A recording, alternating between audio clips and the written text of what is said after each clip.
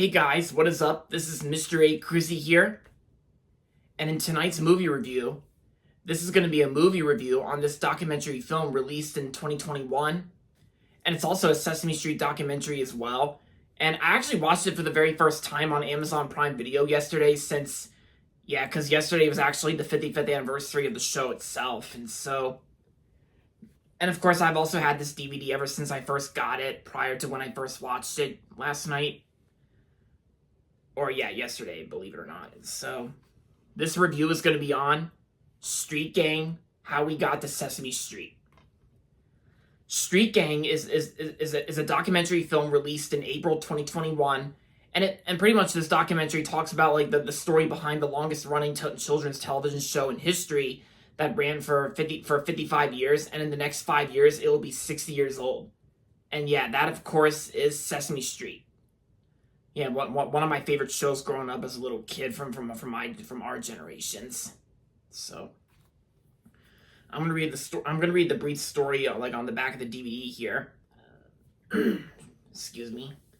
Street Gang: How We Got to Sesame Street reintroduces this visionary gang of mission-driven artists, writers, and educators that interpreted radical changes in society and created one of the most influential and impactful television programs in history. Inspired by the activism of the late 1960s, socially conscious television executive Joan Gascuni, who's the creator of Sesame Street, and Sesame Workshop co-founder Lloyd Morissette conducted a revolutionary experiment to harness the power of television and create an educational, impactful, and uplifting and entertaining show that could reach children nationwide, especially those living in urban areas. Joan Gascuni recruited and trailblazing Muppets creator Jim Henson and acclaimed children's television writer and director Jon Stone to craft the iconic and beloved world of Sesame Street. And yeah, like I said, this movie was released in 2021, and I honestly forgot that I haven't watched this movie yet until like last evening. Because I thought I watched this like back in 2021 when it first came out, but I was wrong. Because back in the year 2021 when this documentary came out, I've actually been watching some other Sesame Street documentaries that are related to the show itself. Because I've seen the Big Bird documentary, the Carol Spinney documentary, and of course I've seen the Kevin Clash Elmo documentary, Being Elmo, A Puppeteer's Journey. Yeah. And of course, like I said, I've also had this DVD for a long time, and of course, this documentary film also used to be on Max as well, HBO Max. But I think it got removed from Max, and I think it's been on Amazon Prime Video through Freevee. And yeah, I actually watched it through there, and I gotta say, this was actually a well-made documentary film. Yeah, I actually really enjoyed this documentary. I thought it was awesome, and also very informational, and also some interesting facts about the making and the history and story behind Sesame Street.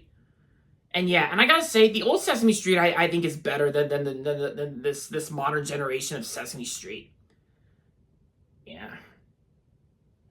But I also like how they talked about like how it was first pitched and how it was first created like in like prior to like 1969. And of course, ever since 1969, Sesame Street has really changed children's television. At the time this first premiered. And of course, since like new decades arrived, and of course it got very positive ratings. And I gotta say, all the people who were interviewed for this documentary, even before they passed away, because this documentary actually came out like, well, of course, like I said, it came out like 3 years ago. But some of the interviewers here, some of the people who got interviewed for the documentary are no longer with us. Like 2 years ago in 2022, Bob McGrath is no longer with us, which is sad. Yeah, Bob McGrath, he was in this documentary. He did good for the documentary. And yeah, because this came out a year before he passed away. But some of the other people who got interviewed for the documentary, like all the human characters on Sesame Street who got interviewed for this documentary, I think they all did a pretty good job like describing the whole history behind this, and especially to some of the former cast members who are no longer alive, like Mr. Hooper.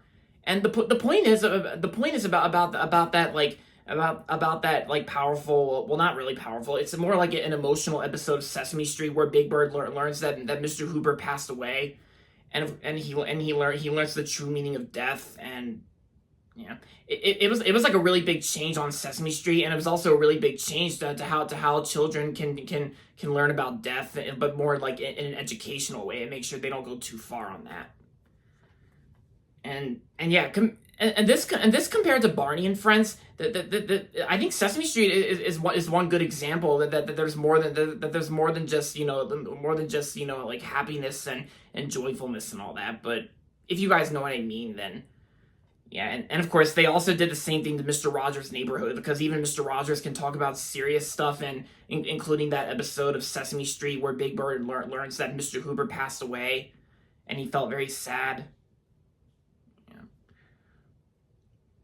Yeah, because Sesame Street is like a good example on how there's more than just, and then there's more than just, I don't know how you describe it. It's basically like a good example on how it's nothing like to the prior children's show Barney. It's nothing like that. But I kind of don't really know how you describe it. So yeah, my mistake.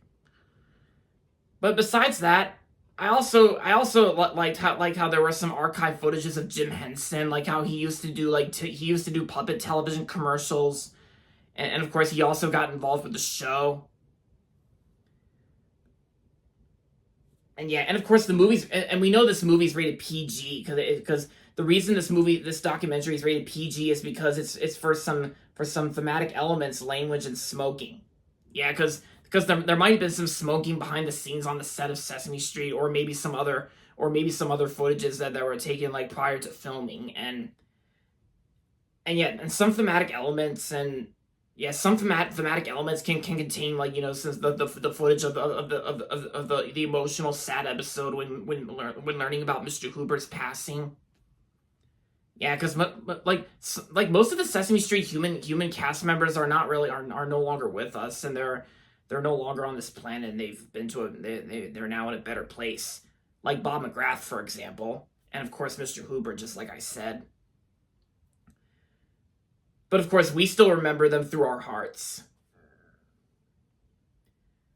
And I also like how the DVD includes bonus materials, and I think it's also good to own this documentary on DVD and physical media, because it includes some bonus materials and, like, some Sounds of Sesame Street featurette, and includes, like, Muppet outtakes. Yeah. Although my only equivalent, like, my only flaw I do have with this documentary is that it would have been better if they explained more about the history of Sesame Street during the 2000s decade, but that was never discussed. Because I think the documentary ended on when it took place in, like, May of 1990. And yeah, that was pretty much it.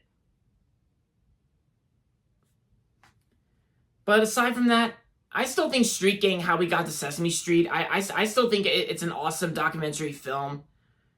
And yeah, and I think it's by far the best Sesame Street documentary out of all of them. I think I kind of enjoyed this one more than Being Elmo: The Puppeteer's Journey, and of course the Carol Spinney documentary about how he got into playing Big Bird and Oscar the Grouch. Yeah.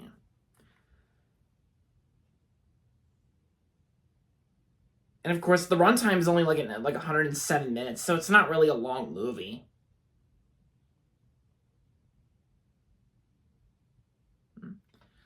So, overall, Street Gang: How We Got to Sesame Street is an awesome documentary film about Sesame Street, of course.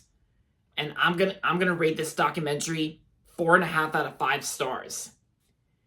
If you remember Sesame Street very well, and if you're bored one day and got nothing to watch, and if you're interested in checking this one out, then I say I recommend it. And there you have it, guys. That's my review on Street Gang.